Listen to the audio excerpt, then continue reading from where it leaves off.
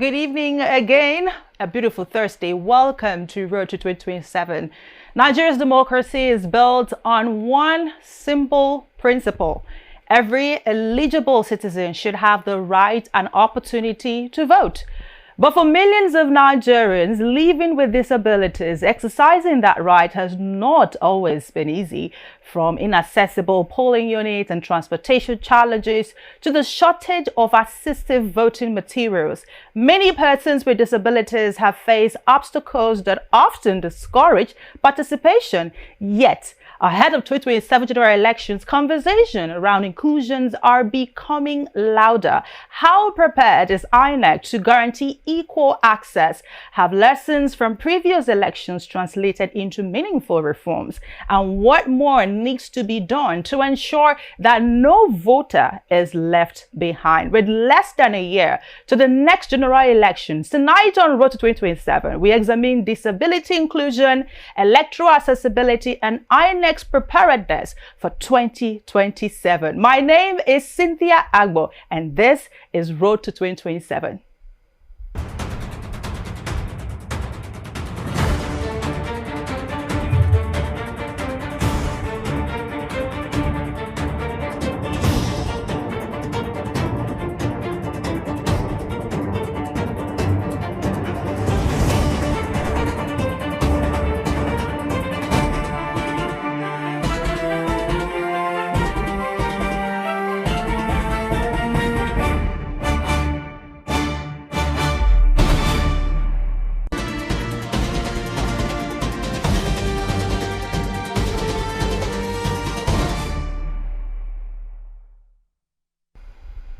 On the show today, we're definitely going to start with the big stories when it comes to the political world, and of course everything that has to do with election.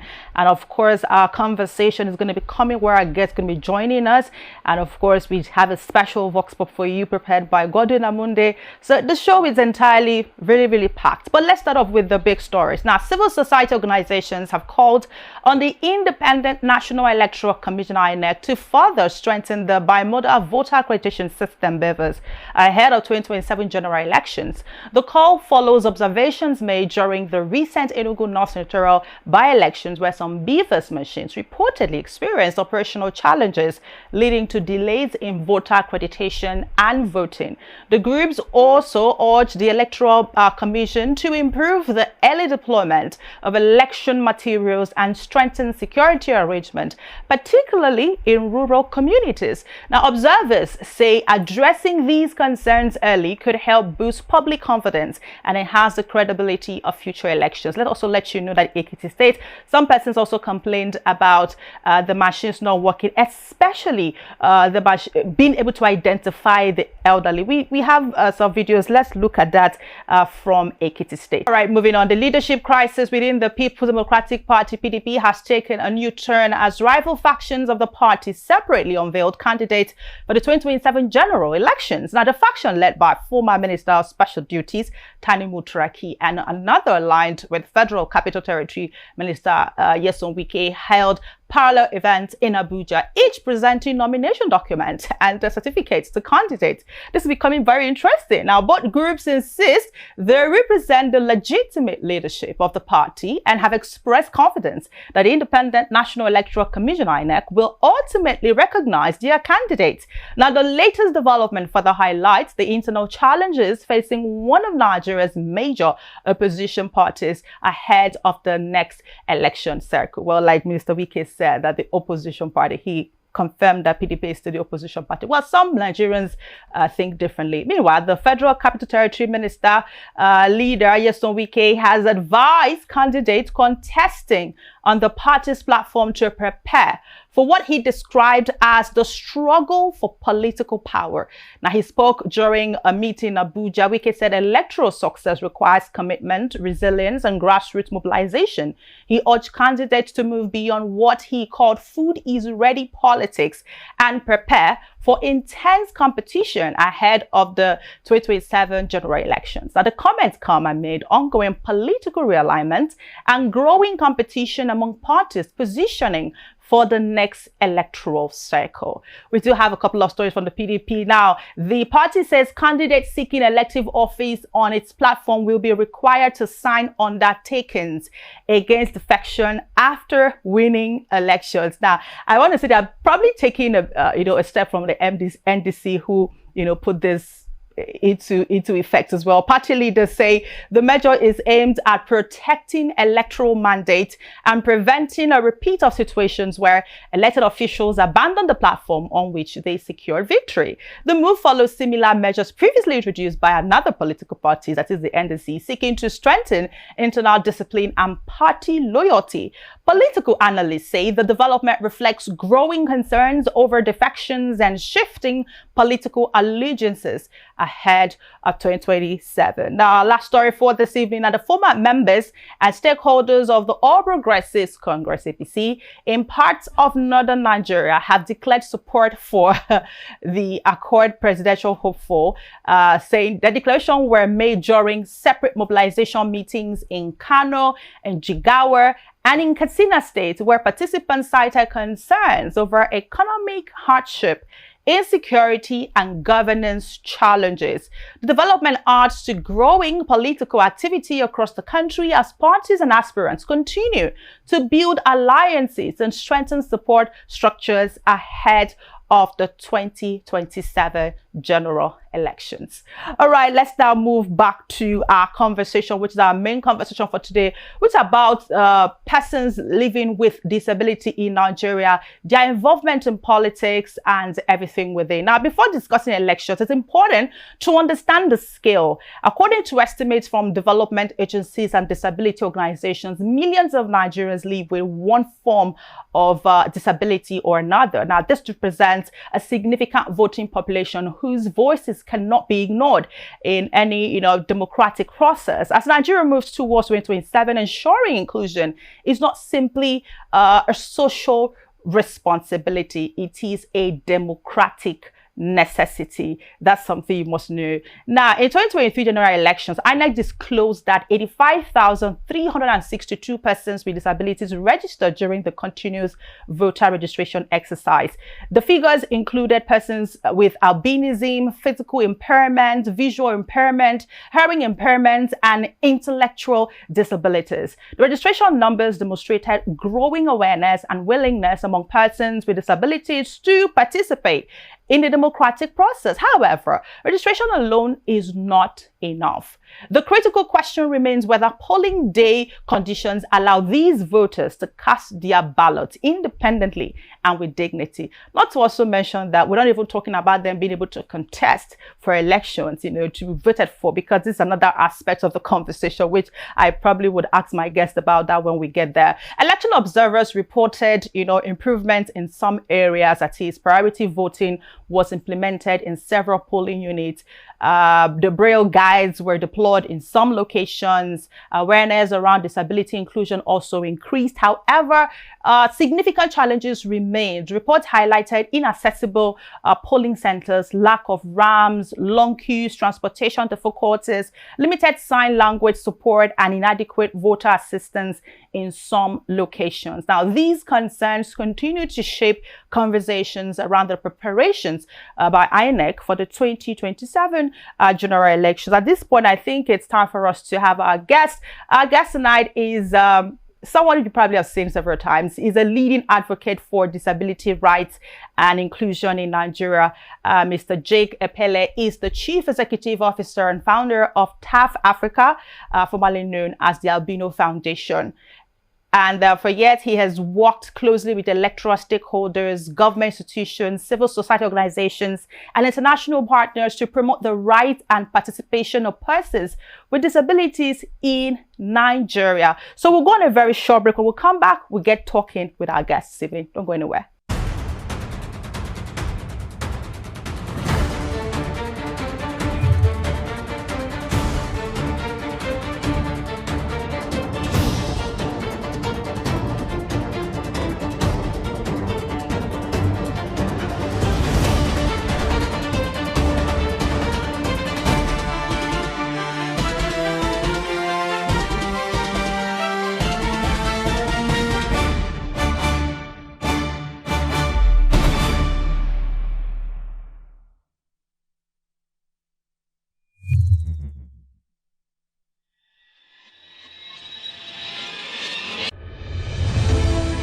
From Lagos to Lafia, from Port Harcourt to Portisco, Nigerians are talking.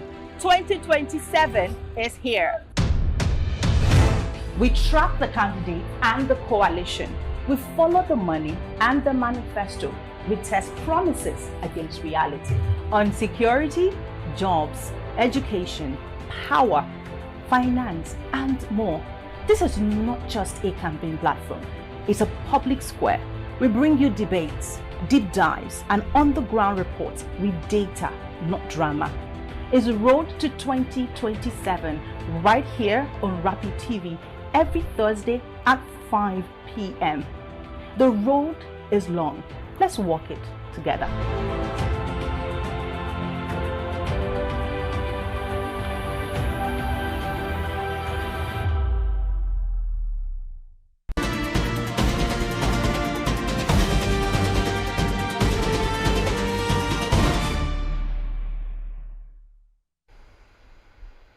All right, welcome back. It's still Road to 2027 this evening. And of course, we're being joined by Mr. Jake Epele. Good to have you join us this evening, Mr. Jake.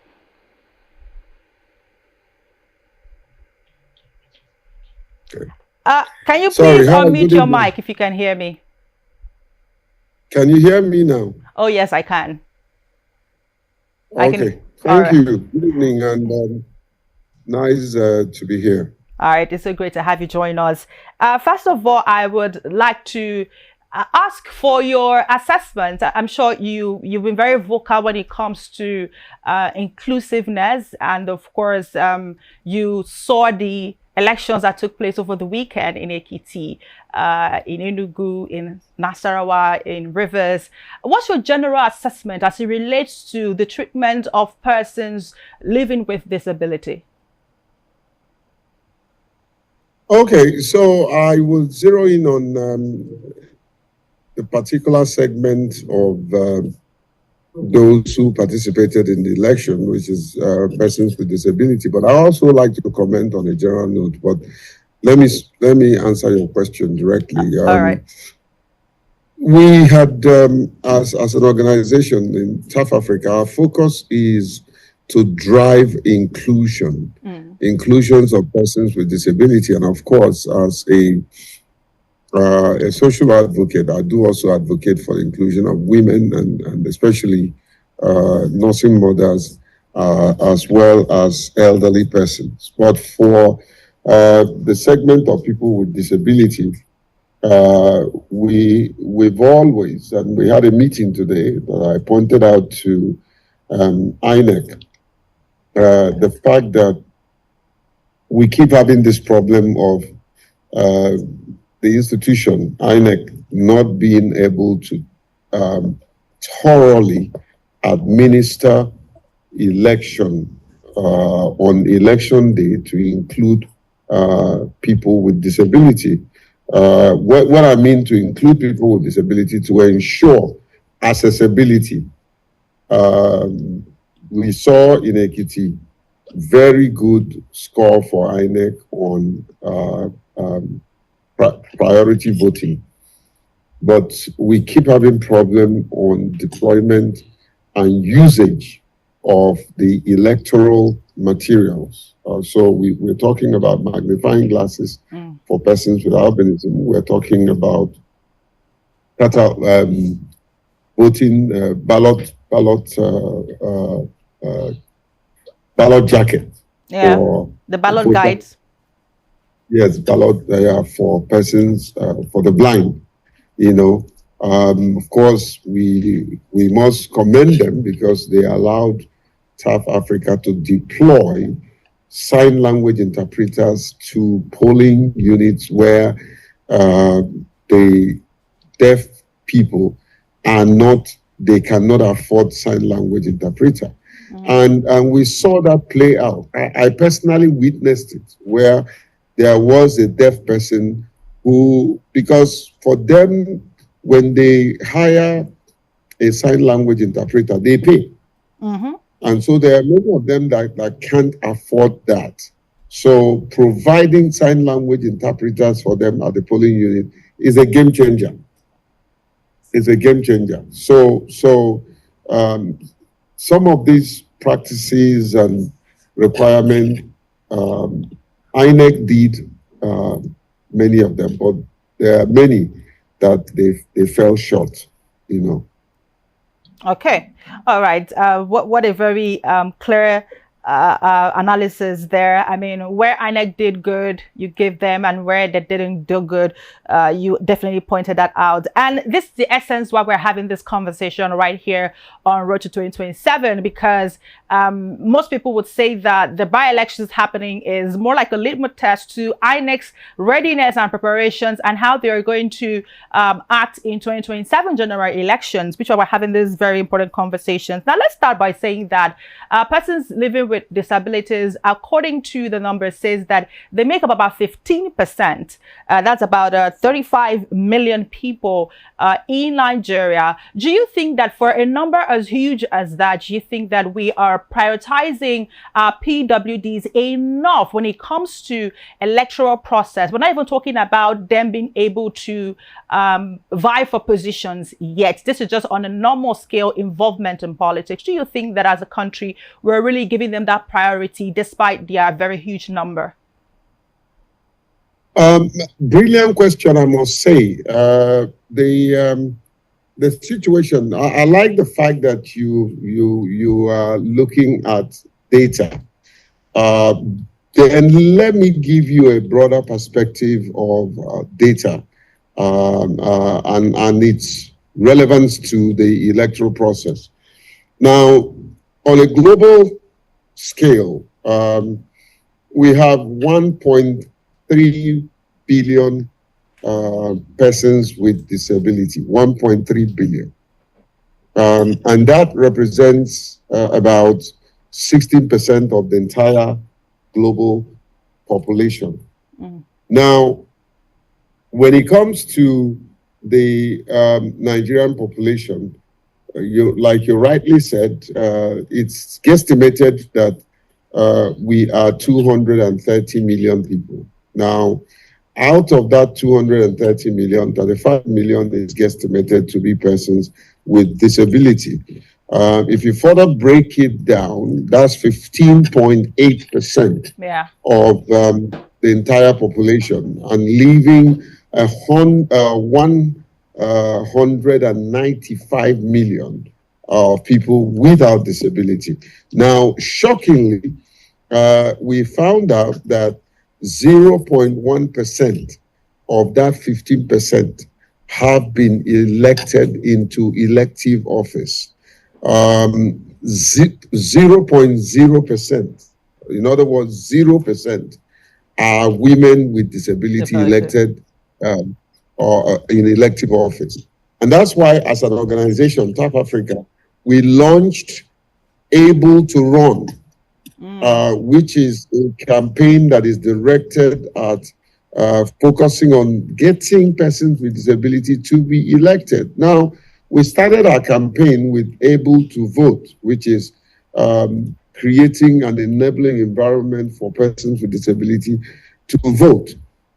And we are scaling it up to go to the level, to the pedestal, where we're now saying persons with disability have come of age and they can be voted for.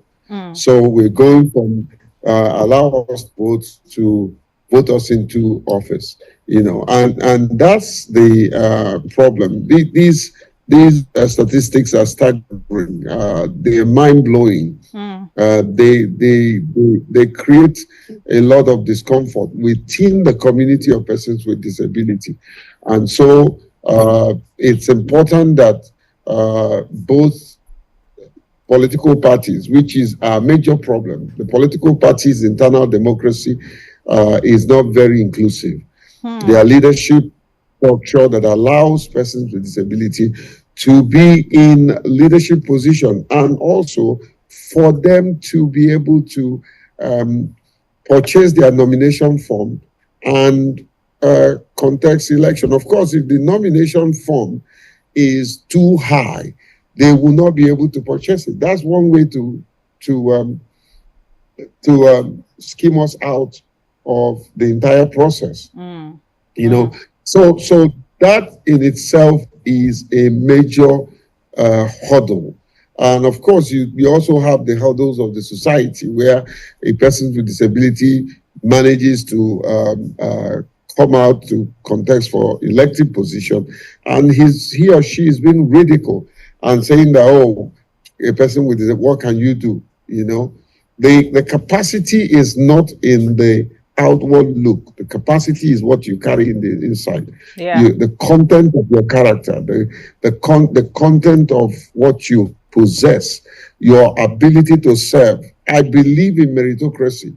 I don't also believe that we should be given tokenism, you know. But however, there has to be a level playing field for persons with disability to participate and be voted into office. We can function and we can deliver, you know, if given the opportunity. All right. Yeah, you just said something very important when you were speaking about what you expect from political parties to, you know, be in solidarity and in support to this request. I won't want to call them demands now. These requests, you know, which you talked about high cost of forms and the likes. And I think we also have here ensuring campaign meetings, that is inclusivity in campaign meetings, rallies, and physical and digital accessibility. And then also providing actual party tickets to candidates with disabilities and implementing quotas for appointing political positions. Now, I was reading somewhere where some persons were complaining that you are only giving them appointments, but persons with disabilities, they want to be able to contest and get elected, not just appointment. Because even the appointment doesn't come in good number. I think we have a headline from somewhere in I think, was it Niger State or so, where they were complaining about how they are not getting good amounts of job opportunities. So before we even speak on that, unfortunately, we're not able to have the senior special assistant to the president on disability matters. He was supposed to join that special assistant to the president on disability matter. He was supposed to join the conversation, but unfortunately he couldn't join the conversation this evening. But I want to ask you, if we were to streamline the demands, right, or the requests of PWDs, I would want you to mention 3 of those top requests, right? And then also 3 of what you would expect INEC to deliver before 2027 to aid the participation of persons living with disabilities. That's 3 from both sides.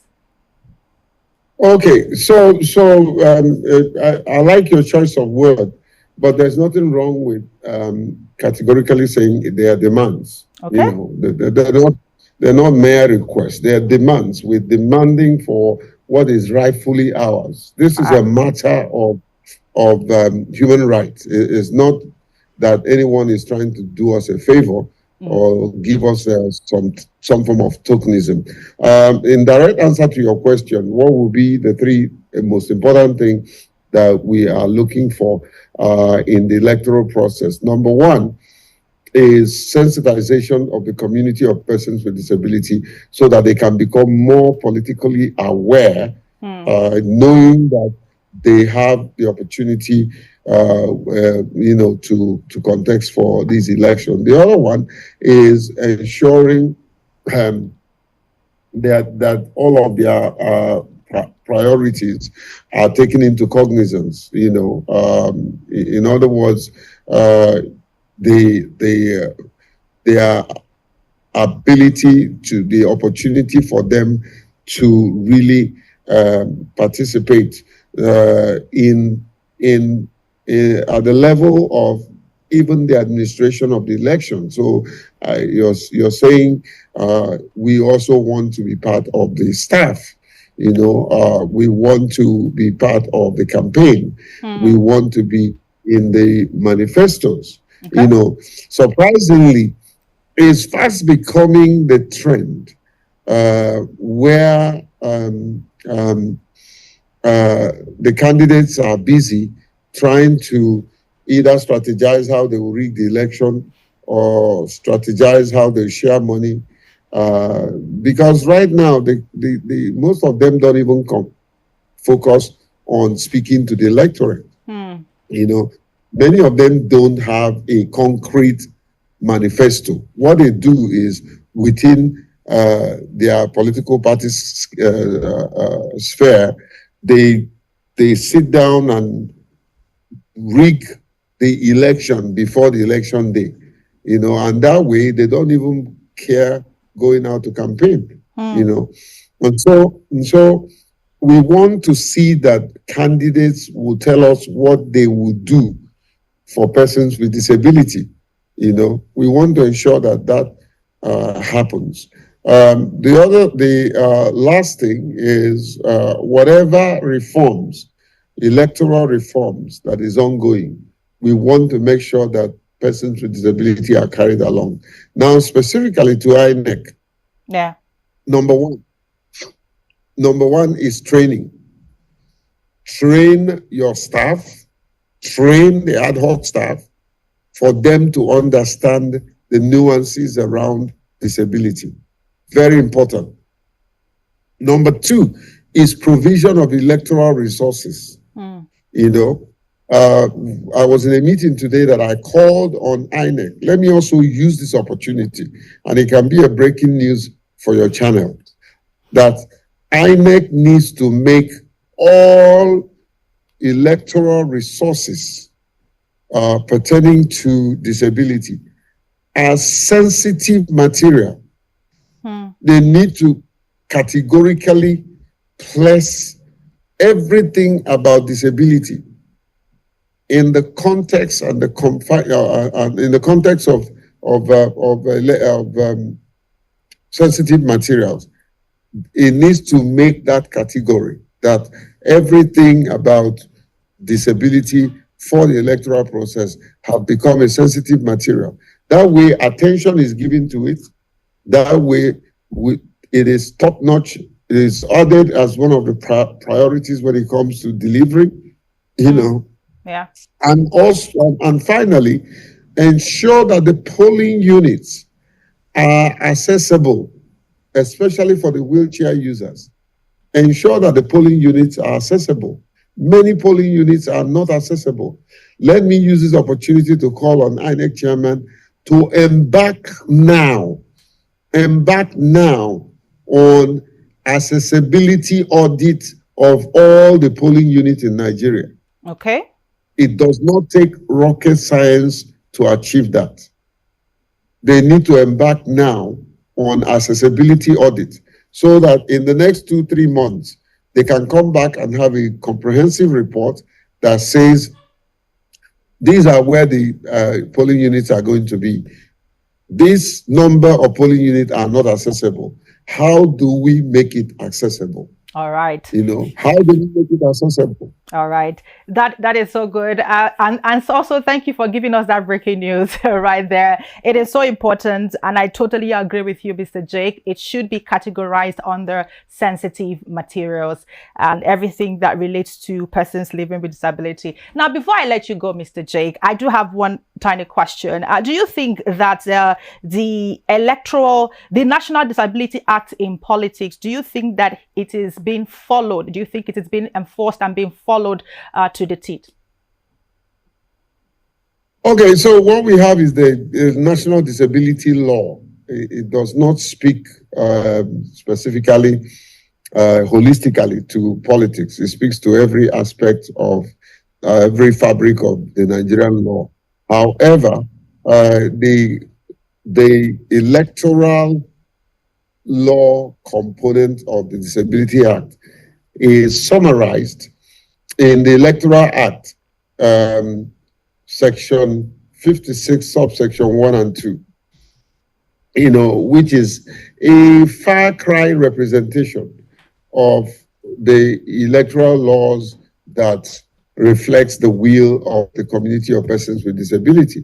I say that to say that by design, by the Disability Universal Design, every section of the law must have its own representation of the agitations the laws, the piece of laws that would be favorable to the community of persons with disability. What we have right now is a far cry from being perfect.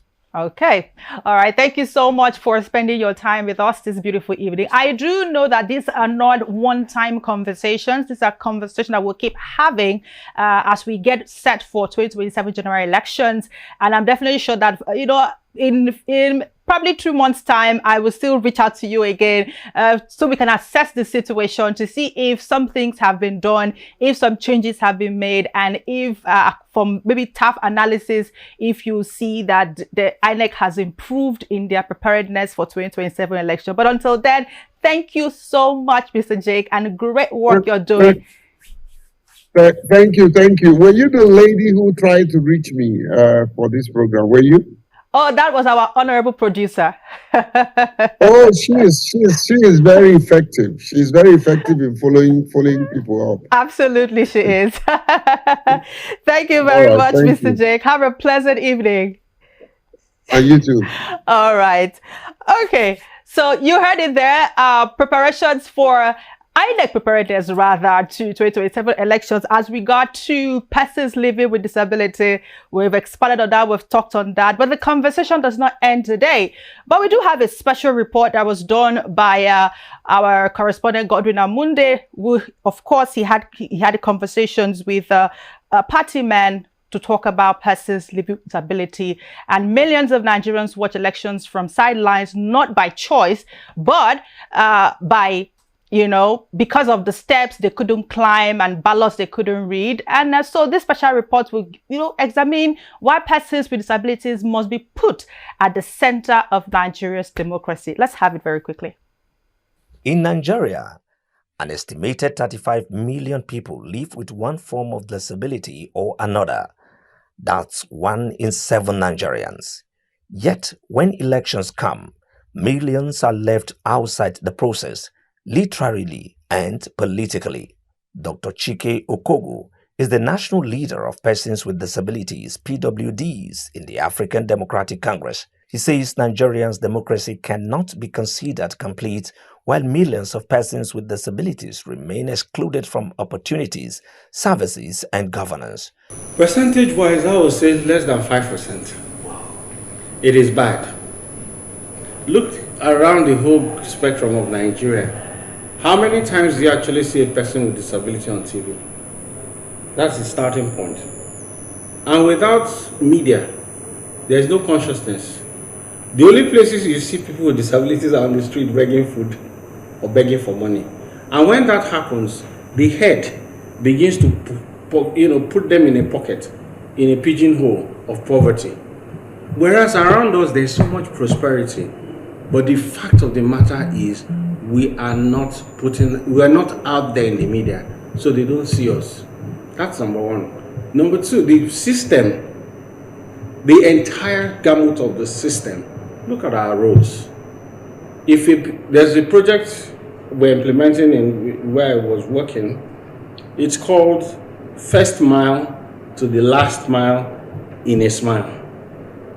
So for a PWD, any person with disability in Nigeria, to travel from home, which is his first mile, to the bus stop, to destination and back, does not end in a smile. If they use a ride-hailing app, for example, you and I know the cost.